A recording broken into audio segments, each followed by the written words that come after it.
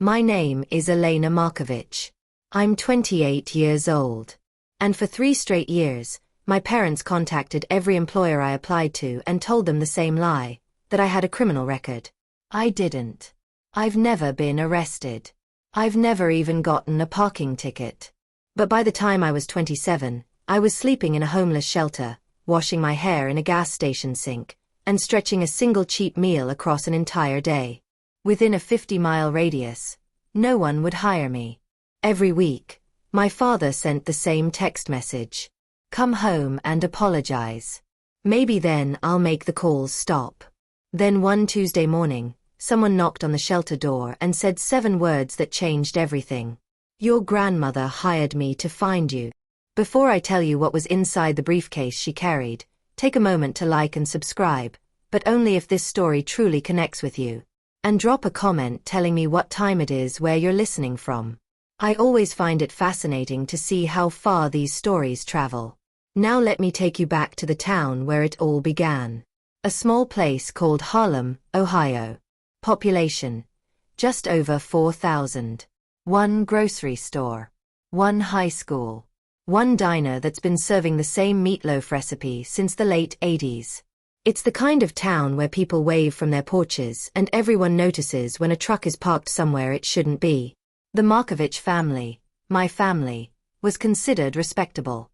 My father, Victor Markovich, worked as a plant manager at the local manufacturing facility for nearly 2 decades before the plant shut down. My mother, Lydia, volunteered every Thanksgiving at the community food drive. On the outside, we looked like the kind of family people pointed to and said, "That's how you raise a daughter." Inside the house, things worked by a very different set of rules. I didn't have my own house key until I was 20. If I wanted to drive more than 10 miles away, I had to call ahead and explain exactly where I was going. When I was 14, I started working after school at the Route 30 diner, bussing tables and wiping counters. Minimum wage. Nothing glamorous. My paychecks went straight into a joint bank account my mother opened, for safekeeping. I never saw a statement. I never questioned it. That was simply how things were done. I graduated valedictorian, top of my class. During my senior year, the school counselor pulled me aside one afternoon and said something I still remember word for word. "Elena, you could qualify for real scholarships." She handed me brochures from several colleges. I brought them home and placed them carefully on the kitchen counter. My father didn't even open them. He glanced at the covers, pushed them aside, and said, "College is for people who don't know how to work with their hands." And that was the end of the conversation. So I stayed. I cooked dinners. I cleaned the house. I mowed the lawn. I helped my mom plant tomatoes and pull weeds from the garden. Every night at dinner, my father would talk about how the world was falling apart. And every night, he'd look across the table at me and repeat the same line. "You've got a roof over your head, food on your plate, and family. What more does a girl your age need?" For a long time, I didn't know how to answer that. Then something changed. The week after my 25th birthday. There wasn't a big argument. No dramatic moment. I was standing in the kitchen, scrubbing the same cast iron skillet I'd been scrubbing since I was 12 years old. And suddenly a thought hit me, clear and heavy. If I don't leave, I'm going to be 40 years old, standing in this exact spot, doing this exact same thing. That realization scared me more than anything my father had ever said. The next morning, I walked to the Harlem Public Library. In the back row were the old public computers with sticky keyboards and a 15-minute time limit. I sat down at one of them and created a brand new email address. Not the shared family one my mother monitored. A new one. Just mine. After that, I searched job listings. One caught my eye immediately. A hardware store 20 minutes east, in Millfield, Ohio. They were hiring a full-time sales associate. 9 to 5. Health benefits after 90 days. With 2 fingers on that worn keyboard, I typed out my application. And before I could change my mind, I pressed send. 2 days later, an email arrived. They wanted to interview me. Thursday, 10 in the morning. I read the message 3 times to make sure it was real. Then I closed the browser and walked home with my hands shaking. Not from fear. From something I hadn't felt in a very long time. I think it was hope. That night, dinner felt different. My father sat at the head of the table, holding his fork in one hand while the evening newspaper rested beside his plate. He looked at me once, just once, with an expression I couldn't quite understand. My mother stood at the sink with her back turned to both of us, rinsing dishes that were already spotless. No one said a word. The next morning, I drove to Millfield, Ohio for the interview. The store manager greeted me at the door with a firm handshake and a friendly smile. But once we sat down in his office, the smile slowly faded. His name was Tom Harris, a man in his mid-50s with reading glasses hanging from a chain around his neck. My application was printed out and sitting neatly on the desk between us. "Elena," he said carefully, "I'm going to be honest with you. Okay. Is there anything in your background we should know about?" I blinked in confusion. "No, sir. Nothing." He removed his glasses and rubbed the bridge of his nose. "We got a phone call yesterday," he said slowly. "Someone mentioned a felony theft charge connected to your name." The room seemed to tilt. I grabbed the armrest of my chair. "That's not true," I said quickly. "I've never been arrested. I've never stolen anything." Tom looked at me, and I could see the conflict in his eyes. Part of him wanted to believe me, but he also had a business to protect, and a warning ringing in his ears. "I'm sorry," he said quietly. "We can't move forward." I drove home in silence. No radio. No tears. Just the white lines on Route 30 rushing past the windshield. When I pulled into the driveway, my father was sitting on the porch with a newspaper spread across his lap.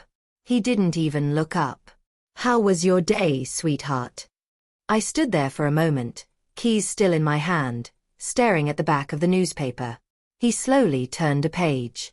"Fine," I finally said. "Good," he replied. "Your mom made pot roast." Dinner went on as if nothing had happened. Pot roast. Green beans. Iced tea. My mother talked about the neighbor installing a new fence. My father nodded along like it was the most interesting story he'd heard all week. And somewhere between the pot roast and the iced tea, a thought began forming in my mind. Small. Ugly. Impossible. Did they know? I pushed the thought away immediately. They were my parents. Parents don't do things like that. But I wouldn't ignore that feeling for long. Over the next 6 weeks, I applied for 3 more jobs. A grocery store in Ridgeway, Ohio. A warehouse out near the county line. And a diner in Cooperton, Ohio looking for a morning shift server. All 3 places invited me for interviews. And all 3 cancelled within 48 hours. The grocery store claimed the position had already been filled. The warehouse never returned my calls. But the diner was different. The owner, a woman named Patricia, decided to be honest with me. She leaned across the counter and lowered her voice. "Honey, someone called about you." My chest tightened. "What did they say?" "They said you had a criminal record," she replied. "Theft, fraud." My stomach dropped. "Was it a woman?" I asked. Patricia nodded. Said she was a concerned neighbor. A concerned neighbor. That night, I waited until my parents had gone to bed. Then I walked quietly down the hallway to my mother's sewing room, the one place in the house she always called her own. I opened the desk drawer, pushed aside fabric scraps and pin cushions, and found a small blue notebook. When I opened it, I recognized my mother's handwriting instantly. Neat. Careful. The same cursive she used when signing birthday cards. In the left column were names. Millfield Hardware. Ridgeway Fresh Mart. County Line Logistics. Cooperton Family Diner. Every place I had applied to. In the right column were red check marks. Each one marked neatly beside a name. I stood there in the dark holding that notebook while the world seemed to collapse beneath my feet. This wasn't coincidence. It wasn't paranoia. My mother had made a list. She had been tracking me. I quietly returned the notebook to the drawer, closed it, and walked back to my room. I didn't sleep that night. I just lay there staring at the ceiling, asking myself the same question over and over. How do you fight the people who are supposed to protect you? The next morning, I placed the blue notebook in the center of the kitchen table. My mother was pouring coffee. My father was buttering toast. The radio played softly in the background, some old country song. Everything looked normal. Everything felt ordinary. "Mom," I said, sliding the notebook toward her. "Explain this." She froze. Coffee spilled over the edge of the mug and onto the counter. Then the tears started. "You went through my things?" she asked, her voice shaking. "Is that how I raised you, snooping through your mother's private belongings?" "You called my employers," I replied quietly. "Every single one of them. You told them I'm a criminal. I did it because I love you." She pressed her hand against her chest as if that made it true. "The world out there is dangerous. You have no idea what could happen to a girl alone." "I'm 25, Mom," I said. "I'm not a girl." My father finally set his toast down. He didn't raise his voice. He never had to. "We're protecting you, Elena. You honestly think you can survive out there? You can't even take care of yourself. I've been cooking every meal in this house since I was 16. He ignored that completely. "Drop this right now," I said. "Or I'm calling the police." My father gave a short laugh through his nose. "And tell them what? That your mother made a few phone calls? They'll laugh you right out of the station." I looked at my mother. Tears were still running down her cheeks while coffee continued to spill across the counter. Then I looked at my father, calm as a quiet Sunday morning, already buttering a second slice of toast. "If you don't stop," I said slowly, "I'm leaving." He didn't even blink. "If you walk out that door," he replied, "you walk out with nothing. No money. No documents. Nothing." I thought he was bluffing. He wasn't. That night I packed a backpack, 2 sets of clothes, a toothbrush, my phone charger, and the small photograph of my grandmother that I kept in my nightstand. When I opened the front door, my mother was standing in the hallway. Her arms were crossed. Her face was dry now. The tears were gone, replaced by something much colder. "If you leave," she said, "don't come back." My father stood behind her with his arms folded, blocking most of the hallway. He didn't say anything. He didn't need to. I stepped onto the porch and opened the banking app on my phone. Balance: $0. Every paycheck from the diner. Every tip. Every birthday card with cash from my grandmother. Gone. My mother had been on that account since I was 16. She never needed my permission. "I need my birth certificate," I said, still standing outside. "And my social security card." "Those belong to this household," my father said from behind the screen door. Then he closed it. I walked down the driveway at 9:47 p.m. on a Tuesday in October. I had a backpack, a phone with 11% battery, and $12 in my back pocket. No ID. No plan. Nowhere to go. I walked to a gas station along Route 30 and sat on the curb under the harsh fluorescent lights. Semi-trucks rolled in and out of the lot. The cashier inside glanced at me once through the window, then quickly looked away. At 11:16 p.m., my phone buzzed. A text from my father. "Come home. Apologize. I'll think about stopping." I powered the phone off. Not because I was brave. Because the battery was about to die anyway. I had $12 and nowhere to sleep. But for the first time in 25 years, nobody was telling me what to do. I found the Harland Community Shelter 2 days later. The same cashier from the gas station, the one who had looked away that first night, told me about it the second morning she found me washing my face in the restroom sink. She didn't ask questions. She simply wrote an address on a napkin and slid it across the counter. The shelter was an old converted warehouse on Mill Street. 20 beds. 1 shared bathroom. A kitchen run entirely by volunteers. The place smelled like disinfectant and reheated soup. The fluorescent lights hummed constantly. The director's name was Linda Marsh. 47 years old. Short hair. Reading glasses she pushed up her nose every few minutes. She didn't ask me why I was there. She handed me a towel and pointed toward bed number 14. "You don't have to explain how you ended up here," she said. "You just have to want to stand back up."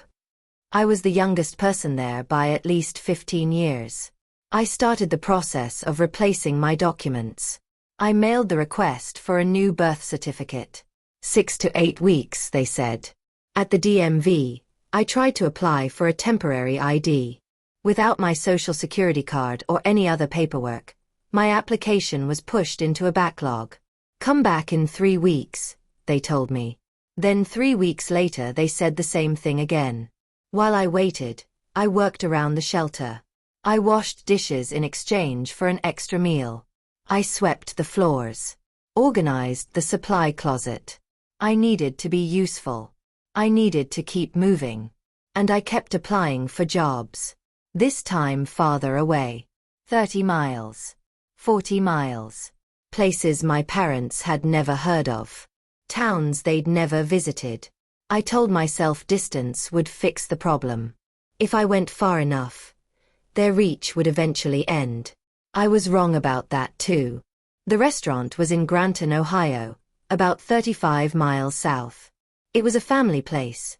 Checkered tablecloths, handwritten specials on a whiteboard, the kind of restaurant where the same regulars sat at the same booths every week. They were hiring a hostess. I filled out the application at the public computer in the Harlem Public Library and got a call for an interview a few days later. I borrowed a blouse from another woman at the shelter. Caught the county bus at 6 in the morning. The manager introduced himself as Mark Dalton. He seemed friendly enough. Shook my hand, asked about my experience, and told me they'd let me know by Friday. Thursday morning my phone rang. I answered on the first ring. "Elena, I'm sorry," he said. "We've decided to go in a different direction." My stomach sank. "Can I ask why?" There was a pause. A long one.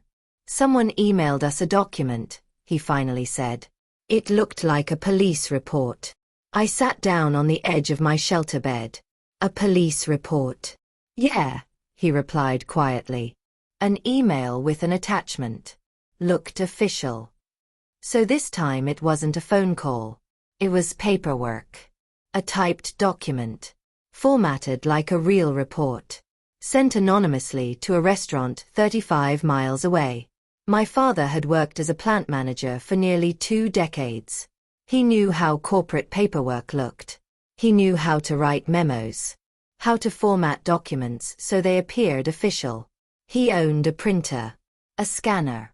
And probably still had old company letterheads that looked convincing enough if you didn't examine them closely. They had upgraded their strategy. Phone calls weren't enough anymore. Now there were documents, fabricated evidence designed to resemble the kind of report that might show up during a background check. That evening, while sitting on bed 14 at the shelter, my phone buzzed. Unknown number. But the rhythm of the message felt familiar. "Still cold out there? Doors still open for now." I stared at that text for a long time. Then I deleted it.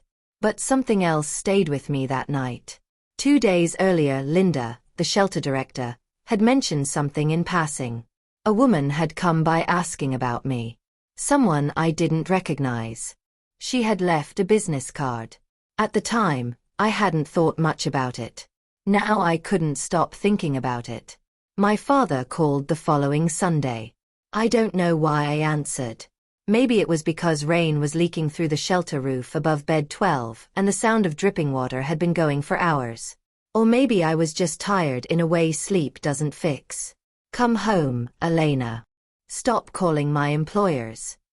"I don't know what you're talking about." I saw the notebook, Dad. What notebook? Mom's notebook. The one with the check marks. Silence. 5 seconds. 10. In the background, I could hear the kitchen faucet running. The same faucet that had been dripping for years because he never bothered to fix it. You're confused, he finally said. You've always been confused. I'm not confused, I replied. I'm unemployed because of you. You're unemployed because you're not ready for the real world. That's what I've been trying to. I'm hanging up. If you hang up, he said quickly, you lose this family. I already did. I pressed the red button and set the phone face down on the mattress. My hands were shaking. Not from fear. From the effort it took to keep my voice steady for exactly 2 minutes and 14 seconds. I didn't call him again.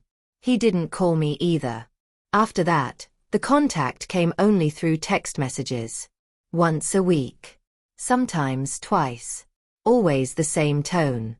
A door left barely open, just wide enough to remind me it could slam shut. Thanksgiving's coming. Your mom's baking pie. Saw your old friend Katie at the grocery store. She asked about you. Getting cold yet? Shelter can't be warm this time of year. Each message felt like a fishhook. Each one carefully written to make it seem like I was the problem. Like I was the one who had walked away. The one who had broken the family. The one who needed to come crawling back. But I saved every message. At the time I didn't know exactly why. Something inside me just kept whispering the same instruction. Keep everything. It turned out to be the smartest decision I made that entire year. After that phone call, I sat on my shelter bed staring up at the ceiling for a long time. One question kept repeating in my head. Why? Why would parents rather see their child homeless than independent? I still don't have a perfect answer to that question. But I want to ask you something. Have your parents ever sabotaged an opportunity in your life, and then acted like they were helping you? If that sounds familiar, I'd really like to hear your story. Leave it in the comments. The nights inside the shelter were always quiet. Just the hum of the baseboard heater and someone coughing a few beds away. During those long nights, I thought about my grandmother, Margaret Anders. Everyone called her Maggie. She lived on a 40-acre farm outside Ridgeway, Ohio, about 40 minutes from Harland, Ohio. And at the time, I had no idea she was already looking for me. Chickens. A half-acre vegetable garden. And a red barn she repainted every spring because she said a fresh coat of paint kept a place honest. She sold the farm 3 years before she passed away. I was 23 when my grandmother died. Heart failure. Quick and quiet, the way she probably would have preferred. At the funeral, my father cried exactly once during the eulogy. 1 tear. Maybe 2. After that, he went back to shaking hands, accepting casseroles, and thanking people for coming. But the whole time, I kept thinking about the last time I had seen her alone. It was about a year before she died. She had invited me out to the farm. The new owners hadn't moved in yet, so she still had the keys. We sat on the porch drinking sweet tea while the sun dropped behind the fields. That was when she said something that made no sense to me at the time. If things ever get really bad, she said quietly, someone will come looking for you. I laughed. Grandma, what are you talking about? She didn't laugh with me. She just stared out across the field and said softly, I know my son, sweetheart. I've known him for 50 years. Then she changed the subject. Asked about the garden back home. Wanted to know if the tomatoes had come in yet. But there was one more thing she said as I was walking to my car. I sold the farm, she called out, but I didn't spend the money. Remember that. At the time, I didn't remember it at all. Not until 5 months later. 5 months at the shelter. Lying on bed 14, staring up at a water stain on the ceiling shaped almost exactly like the state of Ohio. That's when the memory came back. Every single word. It was Marla, the shelter director, who brought it up again. I was restocking the supply closet, stacking toilet paper on one side, lining up cleaning spray on the other. The kind of mindless work that keeps your hands moving while your mind spins. She leaned against the doorframe, arms folded, wearing that thoughtful look she got when she was choosing her words carefully. "Elena," she said, "remember that woman who came by last month?" I stopped stacking boxes. "The one asking about me?" "Yeah. Ruth something." "I didn't give her any information," Marla added quickly. "Shelter policy." "But she did leave a card." She reached into her back pocket and pulled it out. The corner was slightly bent. She handed it to me. "Ruth Callahan. Licensed private investigator. State of Ohio." License number printed neatly beneath the name. I read it twice. Private investigator. My first thought was the obvious one. My father hired someone to find me. This was the next move. Track me down. Report my location. Maybe try to get me removed from the shelter with some fabricated complaint. What did she look like? I asked. Mid-50s, maybe. Short gray hair. Calm. Polite. Marla paused. "She didn't seem like trouble, Elena," she said. "Honestly, she seemed like someone trying to find a person she cared about." I slipped the card into my pocket. But I didn't call the number. I wasn't ready to walk straight into whatever trap my father might have arranged. He had already outmaneuvered me too many times. Still, I couldn't throw the card away. Every time I did laundry, I moved it from one pair of jeans to another. Something about it kept bothering me. The way the woman had come to the shelter in person instead of calling. The way she left her real name instead of hiding behind an anonymous email. That wasn't how my parents operated. They worked from the shadows. Anonymous tips. Fake documents. Quiet sabotage. This woman had knocked on the front door. By month 7, things were finally starting to shift. My replacement birth certificate arrived in the mail. And after weeks of waiting, the DMV finally processed my temporary ID. For the first time in my adult life, I held a government-issued card with my own face on it. It felt like a small victory. But to me, it felt enormous. Then Marla called me into her office. Her door was closed. That never happened. Normally it stayed open, propped with a brick she had painted bright blue. "Sit down," she said. Her voice wasn't harsh, but it was serious. "I got a phone call today. A woman said she's a social worker. She claimed you have a documented history of violence and that you're a danger to the other residents here." The room suddenly felt colder. "That was my mother," I said quietly. Marla nodded slowly. "I figured." She folded her hands on the desk. "I've worked here 11 years, she said. "Social workers don't cold call shelters to trash a resident. That's not how the system works." "What did you tell her?" "I told her I couldn't discuss any resident information." She hung up right after that. Marla leaned forward slightly. "I'm documenting the call in our records," she continued. "But I need to be honest with you. If she contacts the county office, if she files a formal complaint through the system, I might not be able to guarantee your bed here. That decision would be above me." I sat there while the fluorescent light buzzed overhead and the baseboard heater clicked against the wall. My parents had sabotaged my job applications. They'd fabricated police reports. They'd drained my bank account and kept my identity documents. And now they were trying to take away the last place I could sleep at night. Then something shifted. It wasn't anger. Anger is loud and messy. It flares up and burns out. This was something else. Clear. Quiet. Like a window that had been smeared with grease for years, and suddenly someone wiped it clean. I was done being afraid. I was ready to be precise. The town council in Harlan meets the first Thursday of every month.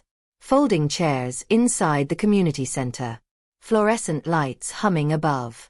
A microphone on a cheap podium that squeals if someone stands too close. Usually 15 people show up. Sometimes 40 if there's a zoning dispute or someone complaining about potholes. Most meetings are the same dozen retirees and the one man who's been trying to get a stop sign installed on Elm Street for the past 3 years. Linda told me about the meeting that afternoon. News travels fast in a town this size, she said quietly. Your dad signed up to speak tonight. So I went. I sat in the last row near the exit, wearing a borrowed jacket. I hadn't been in a public space in Harlan since I left home. At 7:22 p.m., Gerald walked up to the podium. He was wearing his good blue shirt, the one Denise always ironed for funerals and bank meetings. His voice cracked on the first sentence. I knew immediately it was rehearsed. I'm here as a father, he began. My daughter left home and fell into bad company. She's living in a shelter now. I've tried to bring her home, but she refuses. He paused, letting the silence stretch. A woman in the second row covered her mouth with her hand. I'm asking this community, he continued softly, to help me reach my little girl. In the front row, Denise sat with her hands folded in her lap, tears streaming down her face. Mrs. Patterson from the post office leaned over and squeezed her arm. People started turning in their seats, looking toward the back of the room, looking at me. I could feel it. 40 pairs of eyes. Some full of pity, some curious, some already convinced. The man at the podium was a heartbroken father. The girl in the last row was the problem. No one asked if I wanted to speak. The meeting simply moved on. I didn't say a word. Instead, I took out a notebook and wrote down everything my father had said, word for word. When the meeting ended, I slipped out through the side door. After that night, the town made its decision about me. The grocery store where I'd asked about a part-time stocking job, the manager's wife had been sitting in the third row at the meeting. Position filled, she told me the next day. At the gas station, the attendant who used to nod at me now looked past me whenever I came in.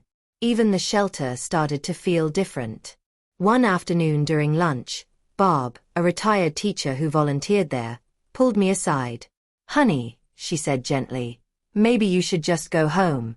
Your daddy is heartbroken. I set my spoon down slowly. Did you hear his speech? I asked.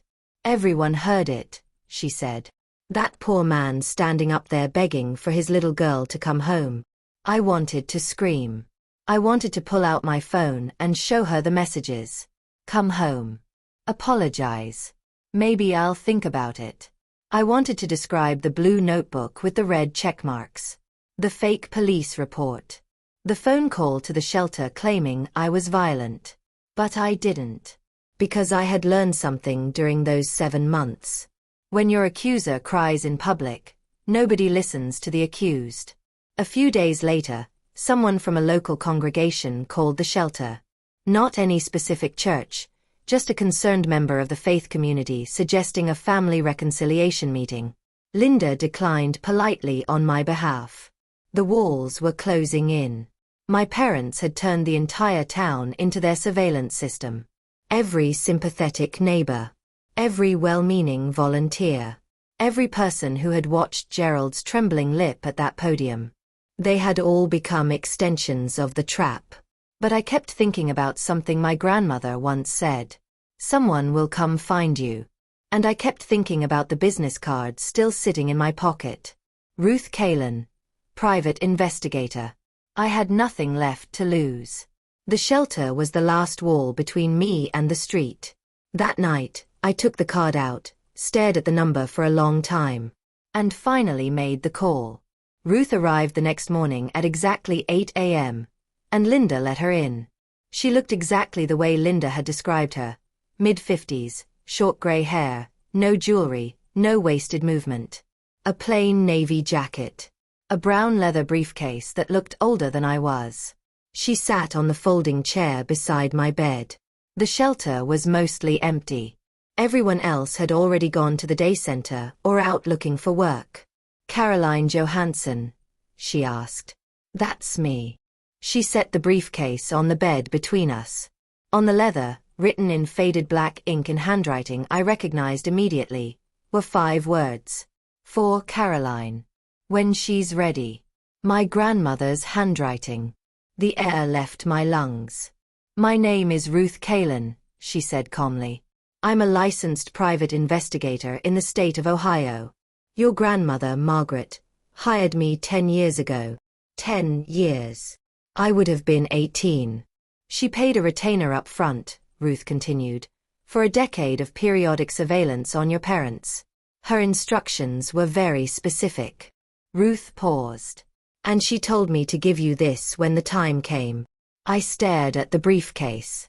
How did you know it was bad enough? I asked quietly. Ruth met my eyes. When your mother called the shelter pretending to be a social worker, I was already monitoring the situation. She opened the briefcase slowly. I've been tracking calls to your potential employers for 2 years, she said. I have records of 37 separate contacts your mother made. 37. I also have copies of the fabricated documents your father created, she added. Fake reports. Anonymous complaints. Everything. I looked at the briefcase again. My grandmother's handwriting. 10 years of preparation. An old woman on a sold farm looking a decade into the future and somehow seeing exactly what would happen. She predicted this, Ruth said quietly. Almost to the year. I reached for the clasp and opened the lid. Right on top was a sealed cream-colored envelope. My name was written across it in the same looping cursive my grandmother used on birthday cards. I opened it. Inside was a single sheet of paper. If you're reading this, things have gotten bad. I'm sorry I couldn't stop your father while I was alive. I tried. I spent 30 years married to a man just like him, your grandfather. I know how the walls close in. How they make you believe the cage is normal. But I spent my last years making sure you wouldn't be trapped forever. Inside this case is your way out. Use it wisely. Don't use it for revenge. Use it for freedom. I love you more than he ever let me show. Grandma Maggie. I set the letter down. My hands were steady. My eyes weren't. Ruth waited until I finished reading. Then she opened a second compartment in the briefcase and pulled out a thick manila folder. She placed it on the bed and opened it. 5 years of documentation, she said. Everything organized by date. Inside were recordings of Denise's phone calls, 37 of them. In each recording she introduced herself as something different. A concerned neighbor. A family friend. In 2 calls, a social worker. Every recording had a date stamp, a phone number, and a typed transcription. Underneath were copies of emails sent from an anonymous account. Ruth had traced them back to the Johansson household's IP address. The emails contained attachments designed to look like police reports. Fake complaints. Fake incidents. Fake warnings. Ruth had screenshots. Metadata. Server records. Then there were photographs. Pictures of the blue notebook. The same notebook I'd seen on the kitchen counter with red checkmarks beside my name. These photos had been taken through the Johansson kitchen window during one of Ruth's surveillance visits. I looked up slowly. Is this admissible in court? Every bit of it, Ruth said. Ohio is a one-party consent state for recordings. And I was hired as a licensed investigator. The documentation follows proper chain of custody. I closed the folder. Then opened it again. Then closed it once more. There's one more thing, Ruth said. She reached to the bottom of the briefcase and pulled out a large yellow envelope. It was sealed with a wax stamp, not decorative, just practical. The kind lawyers use. In the upper left corner were printed words. Law Office of Philip Dern, Millfield, Ohio. I slid my finger under the flap and opened it. Inside was a stack of legal documents, paper-clipped and marked with blue tabs. Ruth spoke while I read. Your grandmother sold her farm 10 years ago for just under $300,000. She placed the proceeds in a revocable trust that became irrevocable when she passed away. The funds have been managed conservatively since then, certificates of deposit, treasury bonds, through a fiduciary at Mr. Dern's office. I reached the summary page. Then I stared at the number printed there. And looked again to make sure I hadn't misread it. $340,000. Ruth watched my face. The sole beneficiary of that trust, she said quietly, is you, Caroline Johansson. No other parties are named. Your father had no knowledge of the trust. Your grandmother had been very clear about that. She instructed Mr. Dern never to contact Gerald or Denise under any circumstances. I set the papers down on the bed. The shelter mattress sagged under their weight. Or maybe it was just me. Why didn't she give it to me before? I asked. Ruth nodded slightly. She left a note for Mr. Dern about that, she said. I'm paraphrasing, but she wrote, if I give it to her now, Gerald will find a way to take it. She has to need it first. I looked again at the handwriting on the briefcase. For Caroline. When she's ready. When you're ready to access the funds, Ruth continued, you'll need to visit Mr. Dern in person with valid identification. A birth certificate or a state-issued ID will work. I reached into my back pocket and pulled out the temporary ID I'd gotten from the DMV 2 weeks earlier, the one I'd spent 3 months fighting to obtain. It was the right time. She had planned for everything. Philip Dern's office was above a hardware store in downtown Millfield. A narrow staircase. A glass door with gold lettering. A waiting room with 2 chairs and a fern that looked like it had survived several decades of neglect. Ruth drove me there. I wore the only clean outfit I had, jeans, a white blouse borrowed from Linda, and thrift store shoes that had cost $4. Mr. Dern was 64, thin, with wire-rimmed glasses. He stood when I walked in and shook my hand with both of his. Your grandmother talked about you constantly, he said. Please, sit. He checked my ID, verified my birth certificate, cross-referenced my social security number through a secure system. Everything matched. Everything was in order. The trust is active, he said finally. You have full access to the funds as of today. He slid a document across the desk. I signed it. My hand didn't shake. Then he said something I wasn't expecting. Your grandmother also left instructions for me, he said. He opened a desk drawer. She wrote that Caroline might need a lawyer before she needs the money. He handed me a business card. Ellen Briggs. Civil litigation. Defamation. Harassment. Millfield, Ohio. I took the liberty of calling her this morning, Mr. Dern said. She can see you at 2 o'clock. I looked at the card. Then at him. Did my grandmother plan this too? She planned for the possibility, he said gently. She hoped it wouldn't come to this. I called Ellen Briggs at 1:45. I was sitting in her office by 2:10. By 3:30 she had finished reviewing Ruth's entire evidence file. Every recording. Every fabricated document. Every checkmark in the blue notebook. She leaned back in her chair and said, very calmly, "This is defamation per se." She tapped one of the documents. Falsely claiming someone has a criminal record is automatically actionable under Ohio law. You don't even need to prove damages.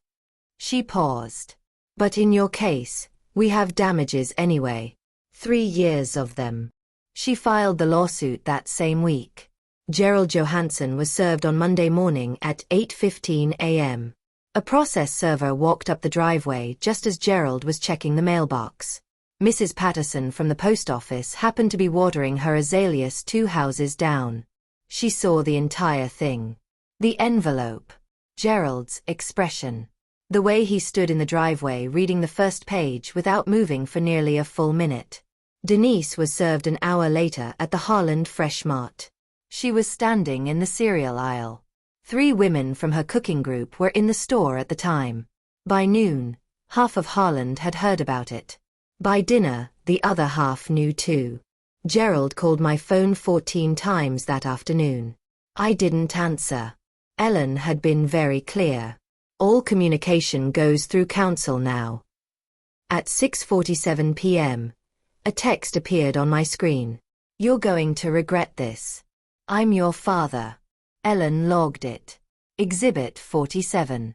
The next day, Denise began her campaign. She called 5 neighbors in a single afternoon. Always crying. Always emotional. She told each one the same story. My daughter is suing me because I loved her too much.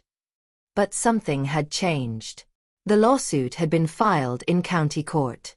And court records in Ohio are public. In small towns, people read court records the way they read church bulletins, carefully, line by line. By the end of the week, someone at the diner had pulled up the complaint online. And for the first time, the story people were reading wasn't Gerald's. The message was polite. Too polite. We think it's best if you take a break for now, Denise. Just until things settle down. Denise read it 3 times. Those women had been in her kitchen. They had eaten her casseroles. They had prayed together. They had listened to her cry about her lost daughter. Now they didn't want her there. Because they had read the court filing. Because they had seen the transcripts. Because they had listened to the recordings that Ellen had submitted as evidence. And once people heard Denise's voice on those calls, calm, deliberate, introducing herself as a social worker or a concerned neighbor while quietly destroying my chances at jobs, something inside the town shifted. Not all at once. Small towns never move all at once. First came the silence. The same neighbors who used to wave when Gerald drove past stopped making eye contact. At the grocery store, conversations paused when Denise walked into the aisle. At church, 2 families who normally sat beside them moved to another pew. Nobody confronted them directly. They didn't need to. The court records were doing the talking. 2 weeks after the council meeting, I got a call from a number I didn't recognize. I answered carefully. Hello. A pause. Then a voice I hadn't heard in months. It was Dave, the restaurant manager from Granton. Caroline, he said. I owe you an apology. I didn't say anything. I read the court filing, he continued. And I listened to the recordings your attorney released. Another pause. What your parents did, that was wrong. Really wrong. My chest tightened. I turned you down because I thought I was protecting my business, he said quietly. Turns out I helped hurt someone who didn't deserve it. He cleared his throat. If you're still looking for work, the hostess position is yours. For a moment I couldn't speak. 7 months earlier, I had been sitting on a curb outside a gas station with $12 in my pocket. Now someone was offering me a job because they had finally heard the truth. Thank you, I said. And this time my voice didn't shake. The case never went to trial. 3 months after the lawsuit was filed, Gerald received a letter from the court scheduling the final pre-trial conference. By then, the evidence file had grown even larger. Ellen had subpoenaed phone records, internet provider logs, employment records showing every place I'd applied where a suspicious call had been made shortly afterward. 37 calls had turned into 42. 5 forged police reports had turned into 7. And Gerald still didn't have a lawyer. At the pre-trial hearing, the judge flipped slowly through the evidence binder Ellen placed on the table. Page after page. Transcripts. Call recordings. Screenshots of emails. Photographs of the blue notebook with the red check marks. Finally, the judge looked up. Mr. Johansson, he said, do you dispute the authenticity of this evidence? Gerald didn't answer right away. For the first time in my life, I saw him look uncertain. His mouth opened slightly, then closed again. No, he said. The judge leaned back in his chair. I strongly suggest you reconsider settlement. 2 weeks later, Gerald agreed. The settlement terms were simple. He and Denise would issue a written admission that the accusations against me were false. They would send formal retractions to every employer they had contacted. And they would pay financial damages. A number that Ellen negotiated carefully. Not revenge. Just accountability. When the final papers were signed, Ellen slid the agreement across the table to me. "It's done," she said. I looked at the signature line. Gerald Johansson. My father's handwriting looked smaller than I remembered. A month later I moved into my own apartment. Small place. Second floor.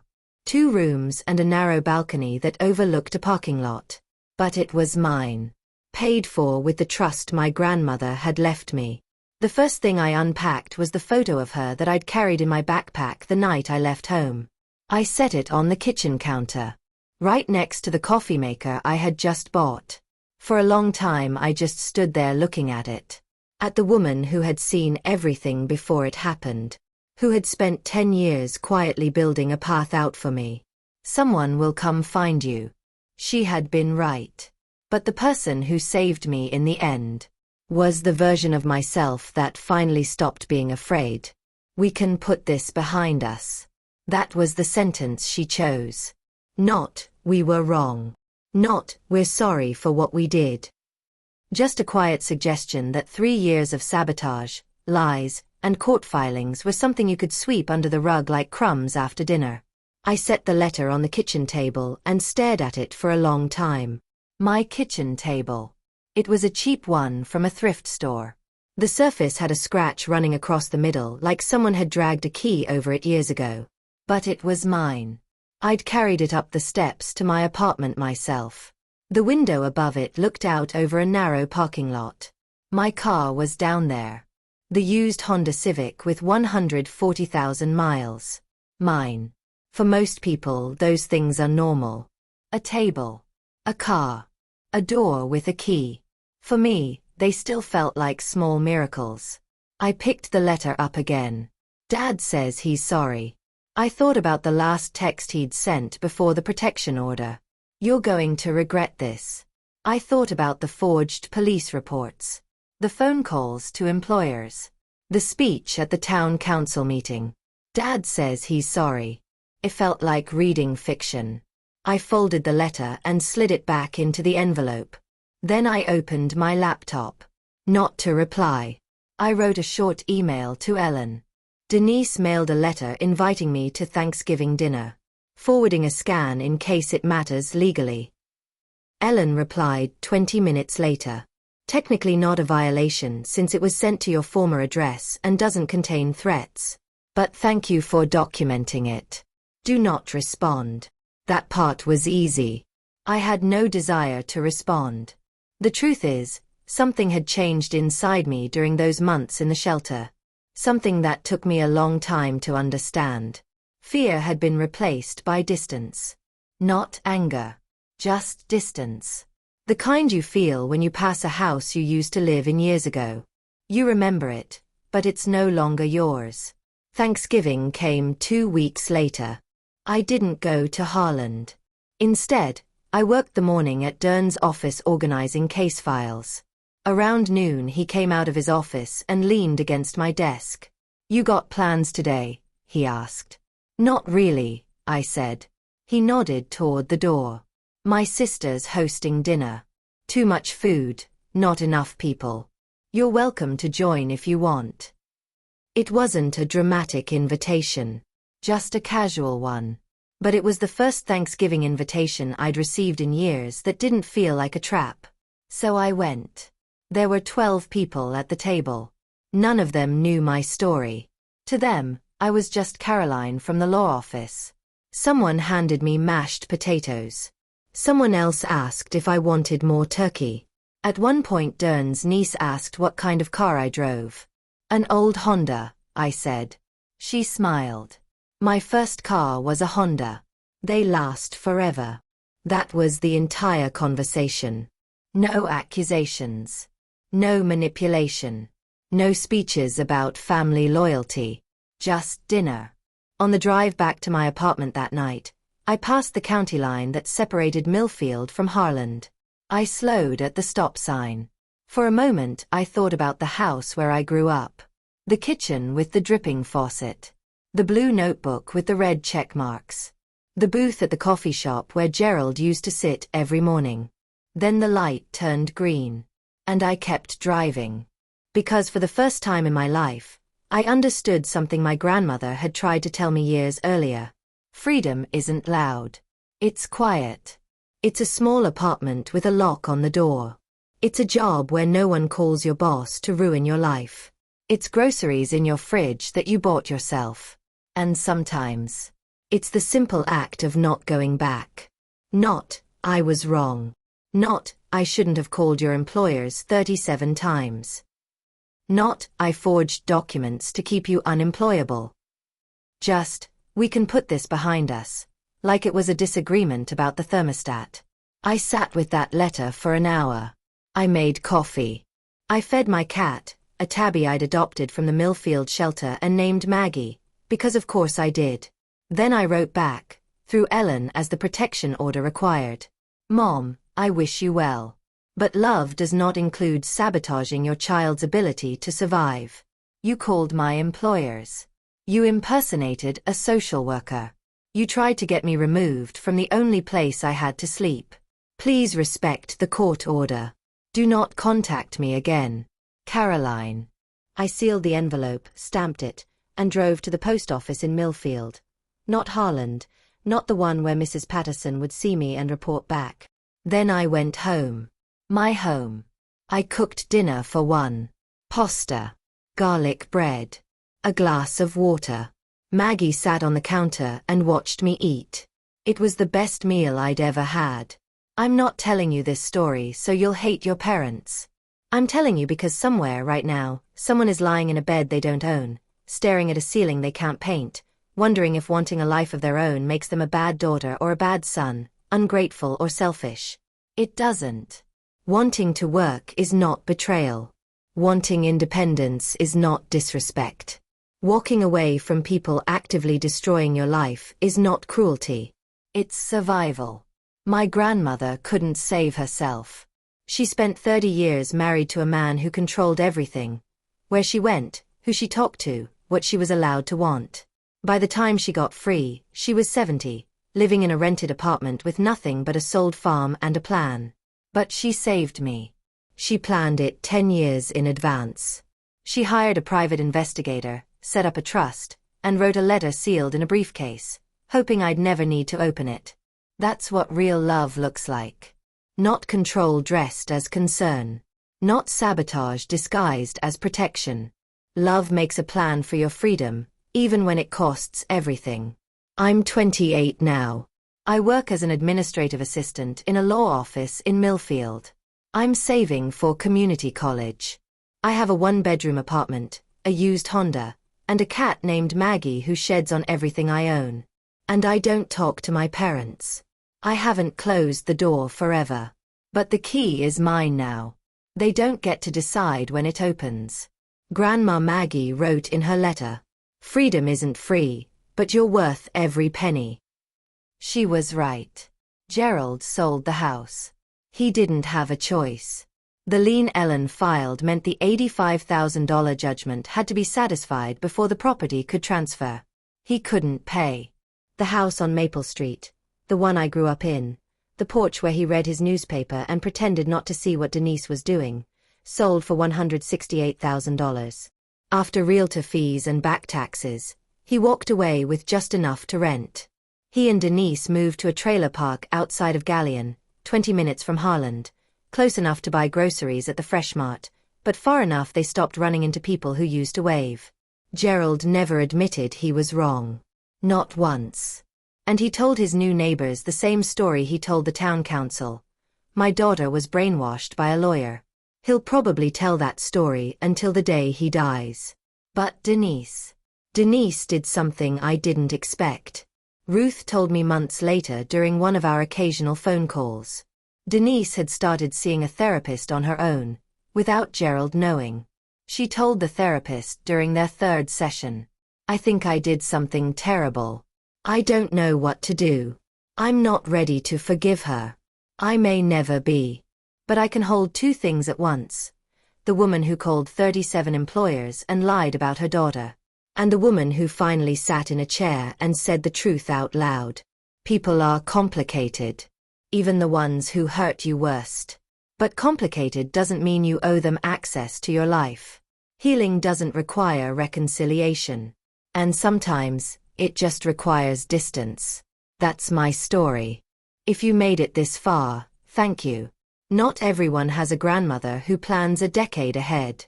But everyone deserves to know that wanting independence is not betrayal. If this story reminded you of someone you know, please send it to them. Sometimes knowing you're not alone is enough.